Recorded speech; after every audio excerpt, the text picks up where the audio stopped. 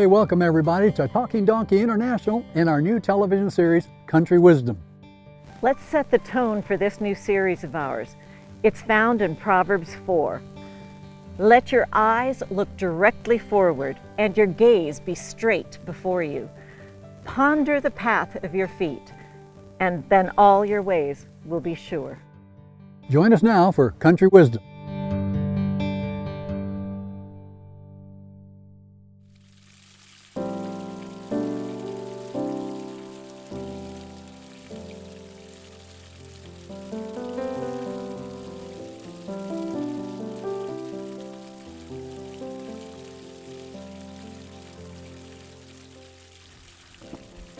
Gorgeous place you picked to continue our little discussion on marriage. It is a pretty place. People come here to start their marriages.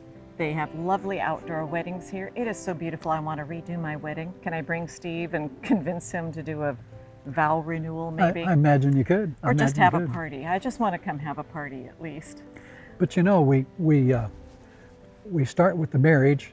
Everything's great and beautiful and wonderful and everything, but somewhere along the line you get to the hot tub time, because that's the longer time. Now, people actually today may wonder, why are we counseling? Why are we talking about marriage? You know what? We're not marriage counselors. There's our disclosure, our disclaimer. But we've got over, I won't say how long for you, but between the two of us, we've got over 90 years of marriage. Oh, that makes me sound ancient. Yeah, I know. We need our walkers and our canes and everything else, but it's successful. I mean, we've had ups and downs. You've probably had a couple ups and downs. Steve and I? Jim, what are you suggesting? Oh, I'm just saying, it happens to everybody. Yes. Because there is a real live devil. He wants to get in the middle of a marriage because that represents God, and he doesn't like it at all. Oh no, there have been times, especially early on, not so much, I mean, we've had a good run here, but early on I remember days when I'd kind of look at him and go, remind me what I saw in him? And I'm sure he had the same with me. I'm sure there were many times he thought, I should have listened to my mother. Now, I'm going to pick your brain for a moment. When you thought about those times, what did I see in him? Did you actually try and think about a few of the good things to help you get through? Yes, I did. Okay. Because it helps to remember what attracted me to him and why is that same trait driving me crazy now. He hasn't changed, so what's changed? Yeah. Sometimes, he's a surgeon, and especially during residency, it was so stressful that we had several friends whose marriages broke up during that time. You just hardly even see each other. And when he was home, he was so tired, he wasn't much company. And once we had Colin, it was like being a single mother, except I couldn't even date. Here's I think, a really good key. When you're looking around for a mate or someone to spend your life with, you look for a person whose qualities and traits you don't possess. Now you get married to that person. Now you're with that person all the time, and you realize the reason you didn't have those traits is because you can't stand those traits. Now you're married to that person, and you've got to work on it the rest of your life. And really, that's what the hot tub is for. That's right. You said the hot tub has saved your marriage many times. Oh yeah, and we might ask, well, what on earth do you discuss in the hot tub? First of all, there's, nothing for anybody to bother you about. You're right there. One of the things is finances. Finances probably cause more troubles in marriages than just about anything else. Oh, I've heard statistics. I think that is number one. Yeah. Sit down and map out something about it. We mentioned in the last program a little bit you didn't like to pay bills. No. I think the best thing I ever did in picking Steve was picking someone who was good with money. One of you. It really helps if one of you is good with money and knows how to budget and how to handle it. Now, what happens if neither of you are any good whatsoever? That can happen. I know, I just threw that out at you. Yeah, you did. I'm trying to imagine the mess. I think we've seen that played out in some people's marriages. But the thing is, you've got to sit there and discuss it and try and figure out how you're going to make it work. You've got because to at least... money is power. Yeah, exactly. I've seen that in other marriages, in my own family, where whoever controlled that checkbook controlled everything. Yeah. Or if you make more money than your spouse, that becomes a weapon. Yeah, it can. Doesn't have to be. but it Very can tempting. become.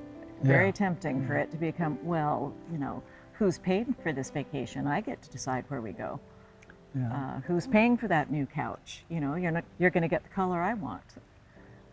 Yeah. No, it, It happens. it can be a real minefield if you allow it to be. That's the key. You need to talk about these things, and you need to respect your mate enough to say, do I love this person enough that I can help them have a good marriage, and can I help them have a good life? If you do that, then they tend to want to reciprocate. There have been many times where there's been something I wanted, and well, like right now, we're sort of negotiating whether our master bathroom needs to be remodeled.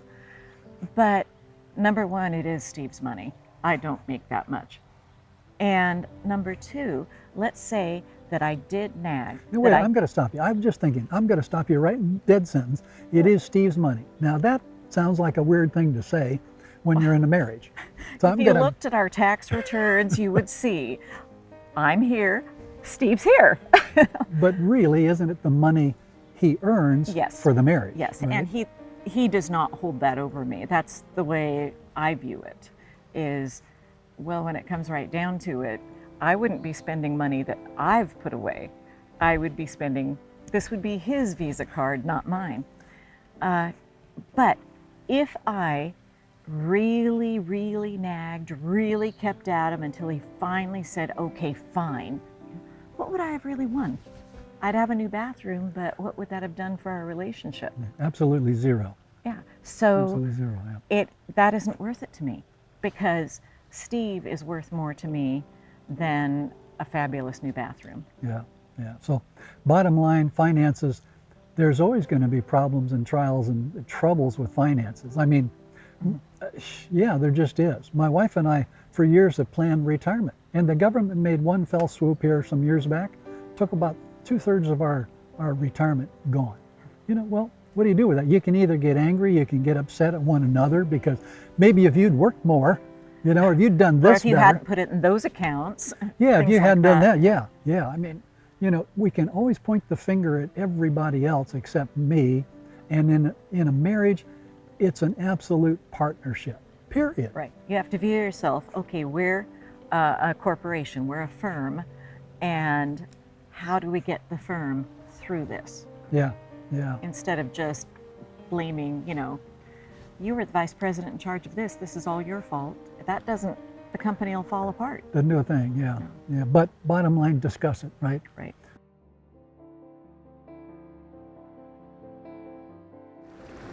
I am feeling covetous again, and it's all your fault.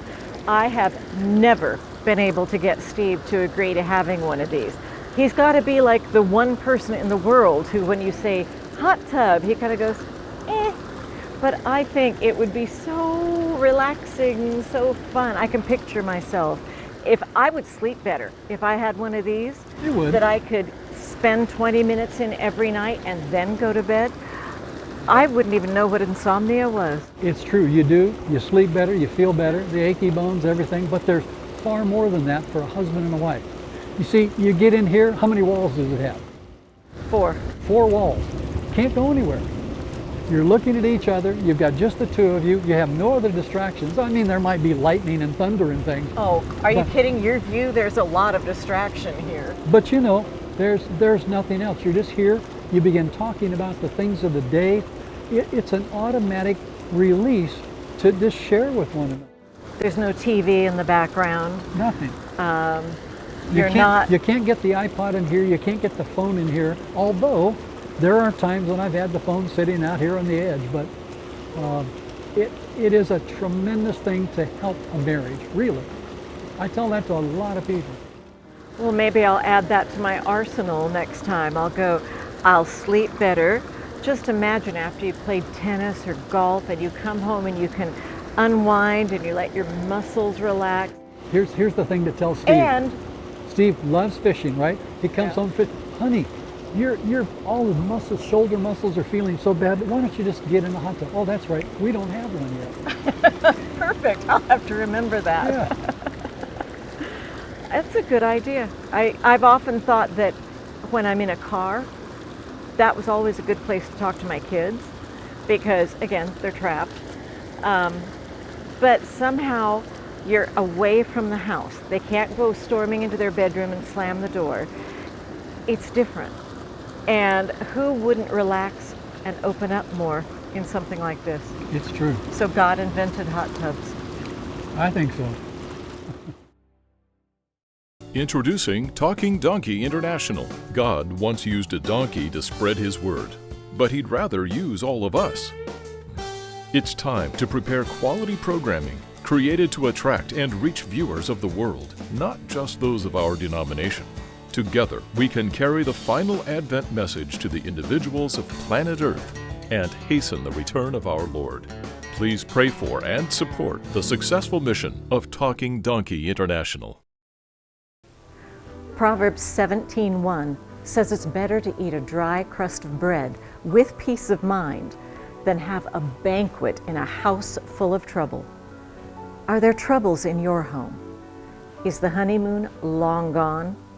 It's not unusual, but it is something that you can work toward changing. We'd like to offer you this little pamphlet, Marriage on the Rock, free of charge. Go to talkingdonkeyinternational.org and request offer number 118, Marriage on the Rock. Hey everyone, Jim Eyre here for Talking Donkey International. You can rest assured that when you follow Talking Donkey, we're going to take you someplace in the world, not in a stuffy old studio. But if you missed one of our programs, although we broadcast all over the world, you can go right to our website, talkingdonkeyinternational.org, and check out some of our programs right there. And thank you so much for your support.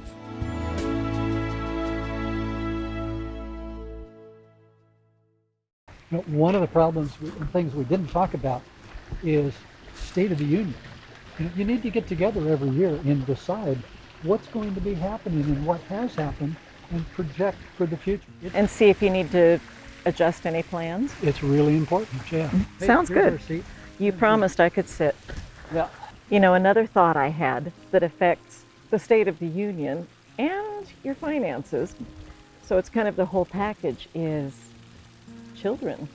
Oh. Whether to have them, when to have them.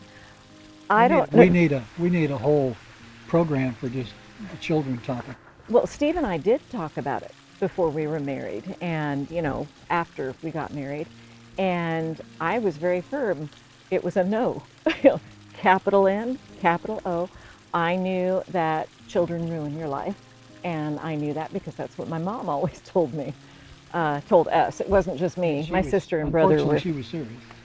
Oh, yeah. That's another program, too. So I was terrified of the whole thought. It's like, why would you ruin your life and do that? And then, well, Mother Nature had another plan. And we'd been married 5 years. And I found out I was pregnant, and I broke down in the doctor's office. Just broke down sobbing. The nurse came in and said, "Oh, it's positive." And I just lost it. And she goes, "Oh, this wasn't good news?" And I called Steve. He was in a surgery residency. You had to go through several operators, and he was in the OR. And I remember saying, "I don't care, I have to talk to him." You know? And his attitude was different. It was like, oh, I kind of hated him for not being upset. Guys tend to handle it a little bit Yeah, differently. and then I said, "You were praying for this, weren't you? Because God likes you better." But did you and Janine have any issues? We had one child, and that's all I wanted. I didn't want any more. Janine really wanted another child, but I really didn't. And so, you know, birth control pills. One day, phone rings. Janine said, "The doctor wants to talk to you." "Talk to me?" "Yeah." That's he gets on odd. the phone. He said, "Jim," he said, "I've got to really apologize to you because I prescribed hormone pills to your wife this last time, not birth control pills." I said, "What?" And he says, "But Jim," he says, I'll pay for the delivery and everything else." I said, "Who's going to pay for the next 18 years?" Oh, now I find this funny, but that's only because it wasn't me. Oh, it was not funny. I've never heard of in the anything least. like that. But you know, at that time, it was okay. Nothing happened actually, and so we went on another year or so, and we talked about it more. And that's the key, is talking. My wife, even though she'd love another child. She said, if that's the way you feel, that's okay. That's okay, because we had the marriage. And anyway, I kept thinking about it and kept thinking about it. Finally, one day I went to the store and I bought a pink baby bottle. Maybe I was just wishing if it's going to happen. But I bought a pink baby bottle. I came home, put a ribbon on it, put it on the table, and said, just with the words, okay. Oh, was she thrilled? Oh, she was absolutely thrilled. And we were too, because the sweet little girl we had, we named her Mariah, and she's been an absolute So the pink joy. baby bottle worked. The pink baby bottle worked, yeah. Got the message, got the message all the way through. And but things happen a lot of times that are not in the plans, and that's why the State of the Union is good to have, to readjust plans, because in a marriage there's always readjustment if you want it to work. Here is where, for me, being a Christian, I had someone else to rely on. I had the example of Christ, and it's like, well, okay, this is going to happen. So now what do I do? What do we do? And having a husband who was on board with it, he was okay. That helped tremendously too. And of course, they ended up not ruining my life, or we wouldn't have, had Lauren and then adopted Aaliyah. I mean, the other two were absolutely on purpose, so obviously they hadn't ruined my life. You mentioned Steve in this really being great. Oh, yes. Bottom line is, we talk about these things, and in my mind, you can't have these things separate from Jesus Christ in the marriage. Not if it's going to work well. Not if it's going to work, because I can testify, I would have been gone many times. So would my wife. She wouldn't want to have been married to me. I was a jerk and terrible, and I still get that way once in a while. I was just thinking, even with Christ, there are days where I'm not fun to be around. Yeah, but when it says, husbands, love your wives as Christ loved the church. Well, how did he love the church? He gave his life for the church. He would have done anything. Done anything, and he did. Yeah. Anything and everything. And as a husband, I've got to approach things that way. Now, you mentioned children in that way too. And it's scary to me, because there are statistics out there of children without fathers, and those situations are terrible. People can say all they want to kind of justify it, but statistically, it doesn't prove out. Those that have fathers are more adjusted, more well-adjusted throughout life. More successful in life. More successful in life in every way. They make more money too, because I guess they're more successful. So in every way, it works to have a father. So the dear women who said, I don't need a husband, well, the child. Now, plenty of women find themselves in that position of being a single mom. It's not. To no fault of their own. It's not what they chose. Yeah. And they do a better job than I could ever imagine myself doing. But there's no doubt that the ideal is a home with two parents. You need that balance. If one of you is having a rough time, you've got the other one to step in. And thankfully, Steve and I never had off times at the same time. He could sense if I had just had it, and he would say, hey guys, why don't we go to the park? Or I could tell if he'd had a really bad day at the hospital. He'd come home and I could just sense, not that Steve ever blew up. I've never seen him lose his temper. But you can tell, a wife can tell. And so there were times where I just knew this is not the time to hit him with, do you know what Lauren did today? Because it was usually Lauren. You've met him, you had to choose your moments. But when he was weak, I could step up and be strong. When I was weak, he was being strong. We relied on each other, and we were both relying on God, which is the only reason we're still together. Here's the other thing in that husband-wife partnership too, is how do you raise the children? That needs to be talked about early on, because you can't have conflicting ways of raising the children in a family if you're going to have children that are adjusted halfway decently in life. Right. Biggest argument Steve and I have ever had, and again, we're not talking knockdown, drag out, just it went on a while.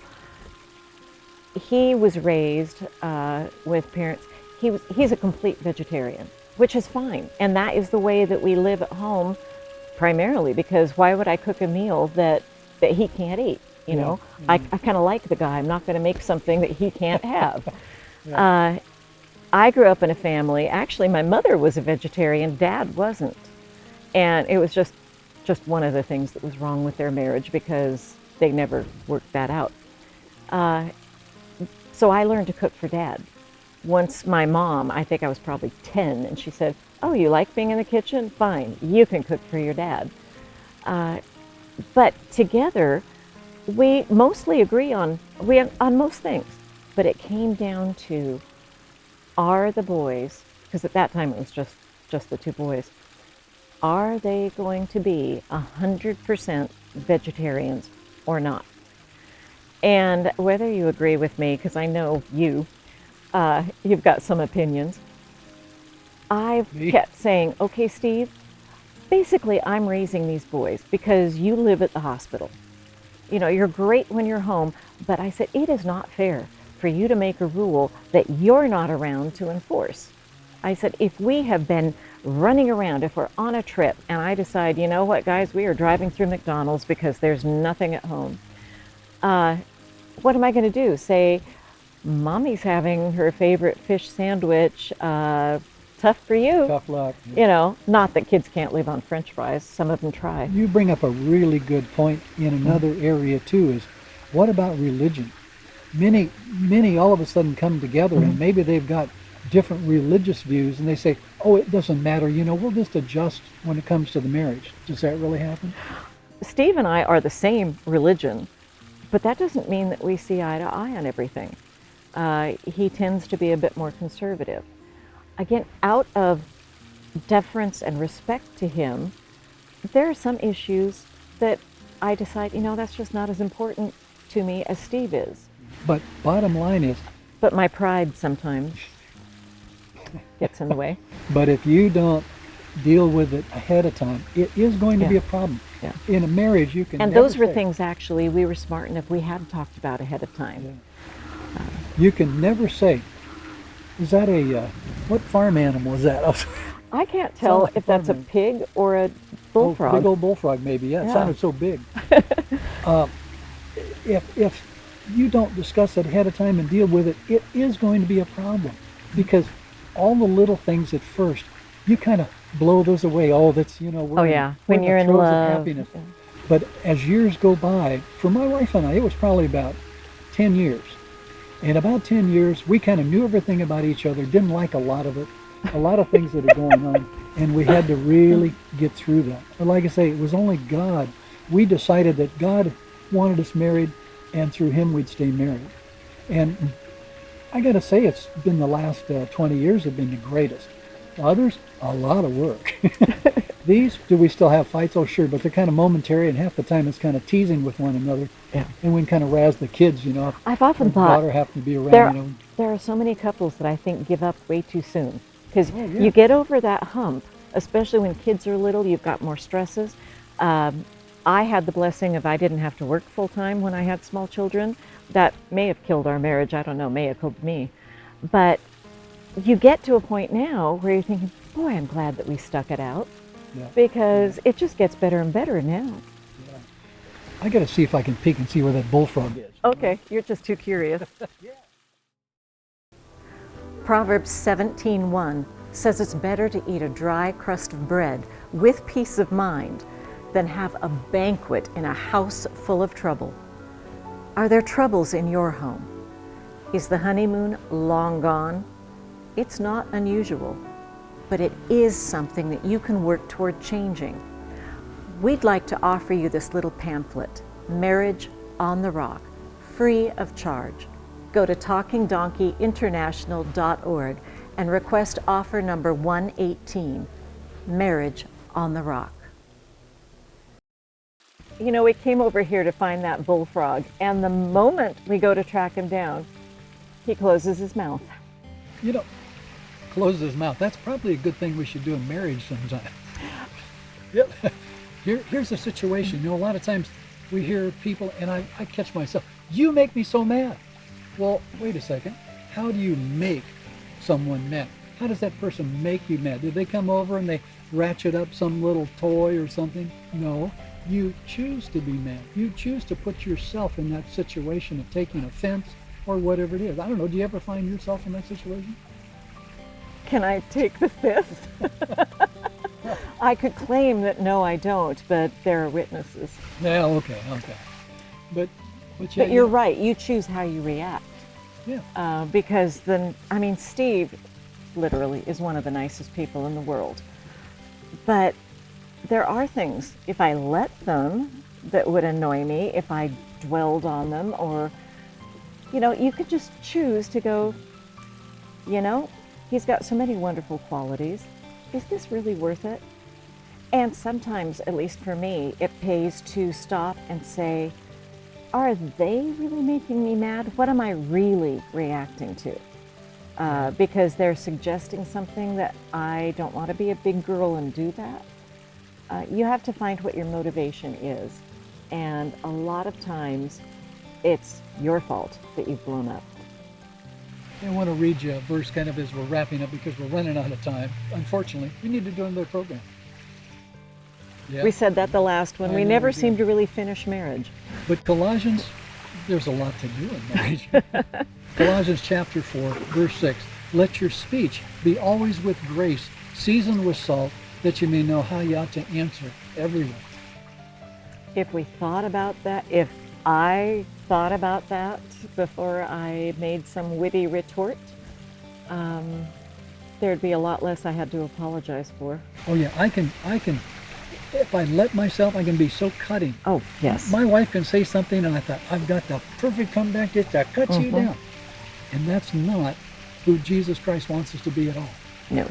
And that's the only way we can get past a lot of these things is that it's all our choice, right? It is. Yeah.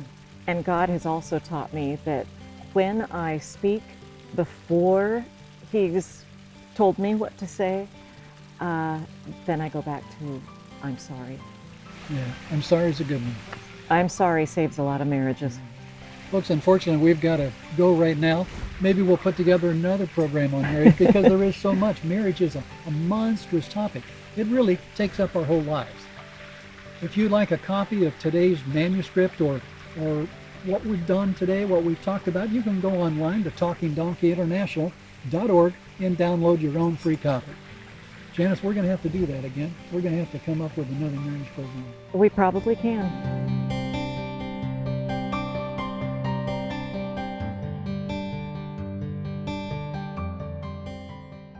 Hey, thanks for joining us for Country Wisdom. See you next time.